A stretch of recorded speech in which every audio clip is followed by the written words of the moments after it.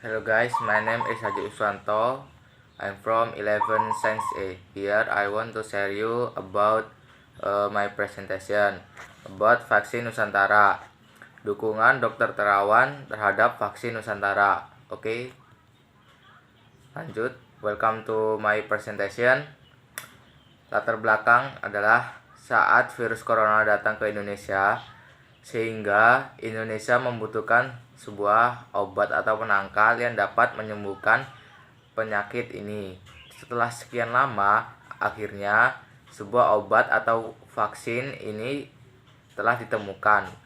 Ya, lalu pemerintah Indonesia sangat bersemangat dan berharap bahwa proses vaksinasi ini dapat merata di seluruh Indonesia supaya laju penularan virus corona ini dapat berhenti.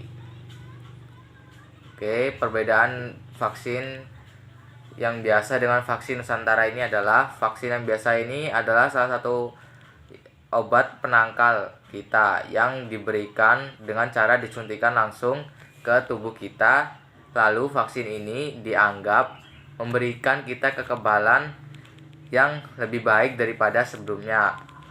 Kalau vaksin Nusantara ini adalah vaksin yang diolah dengan cara mengambil sel dendritrik yang ada dalam tubuh kita, lalu diproses oleh para ahli, kemudian akan dimasukkan kembali ke dalam tubuh kita, dan katanya jika kita sudah divaksin ini, maka tubuh kita akan kebal selamanya atau tidak akan terkena penyakit COVID lagi.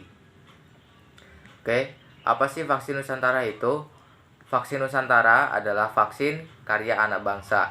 Dikatakan seperti ini karena vaksin tersebut dibuat oleh bangsa Indonesia sendiri, yaitu dibuat oleh Dr. Terawan.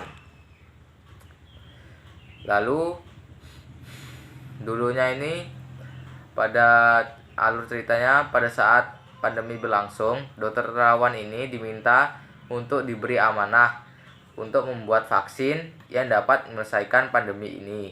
Jadi, Dr. Terawan ini beserta yang lainnya saling membahu-membahu untuk mewujudkan vaksin yang berbasis sel dendritrik ini.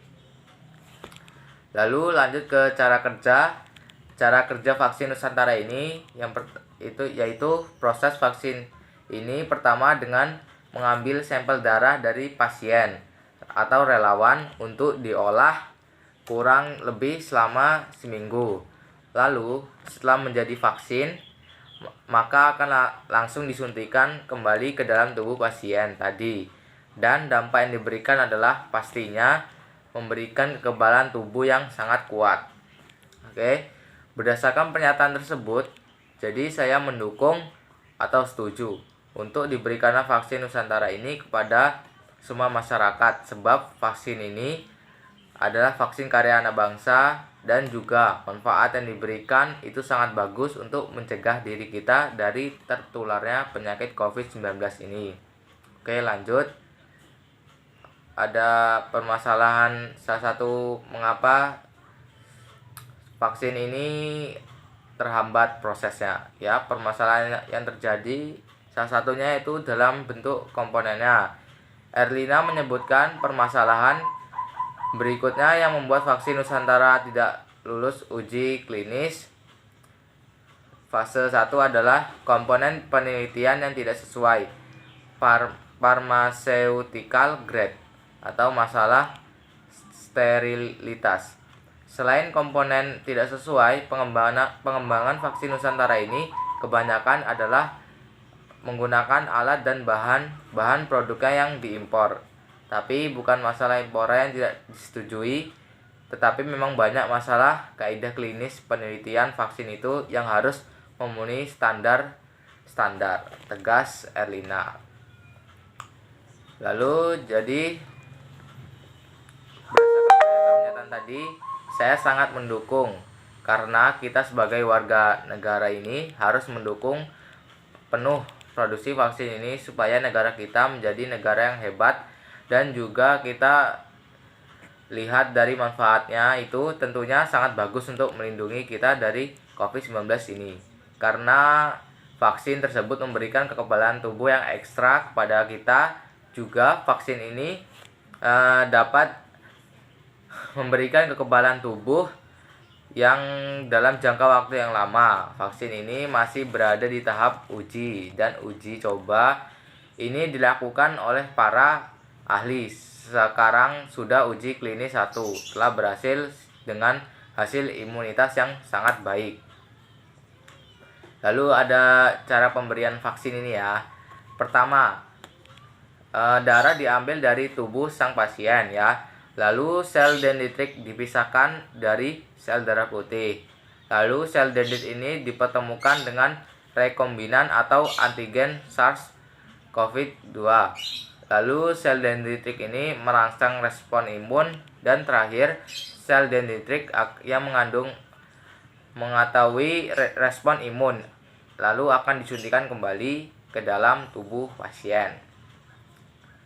Lanjut atau ke fakta-faktanya.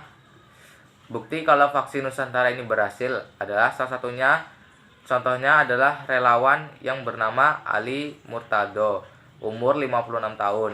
Awal mula, Ali ini tidak merasakan gejala apapun. Ia tidak panas, tidak batuk, tidak mual, dan tidak kehilangan rasa. Namun, dengan sudah divaksin Nusantara ini, gejalanya memang ringan di tengah serangan varian baru Delta. Lalu kemarin petang saya meminta Ali melakukan cek suhu badan lagi, dan alhasil suhu badan sudah normal dan saturasi oksigennya sudah normal. Ia juga merasa seperti orang yang sehat. Cerita Dahlan soal kebersihan vaksin Nusantara ini. Jadi pada intinya, berdasarkan paparan tersebut, saya meyakini kalau vaksin Nusantara ini bagus untuk melindungi tubuh kita dari serangan COVID-19, dan sehingga saya meyakini bahwa vaksin ini harus diberikan kepada semua kalangan supaya imun dari tubuh kita tetap kebal. Oke, sekian dari saya, and see you. Wassalamualaikum warahmatullahi wabarakatuh.